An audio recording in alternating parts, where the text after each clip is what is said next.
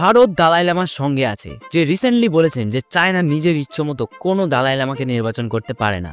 ভিডিওটি মনোযোগ সহকারে দেখবেন।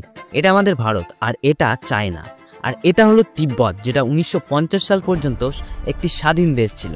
এখানকার লোকজন 7 শতাব্দী ধরে বৌদ্ধ ধর্মকে ফলো করে আসছে, আর দালাই লামা তিব্বতী বৌদ্ধদের সবচেয়ে বড় গুরু মানা হয়, যাকে তারা ঈশ্বরের অবতার মনে করেন।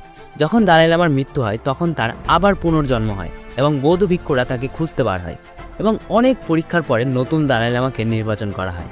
এই প্রথাই চলে আসছিল এতদিন, কিন্তু চায়না এখন বলছে পরবর্তী দালাই লামা লটারির মাধ্যমে নির্বাচন করা হবে, যাতে তিব্বতের লোকজন চায়নার কন্ট্রোলে থাকে।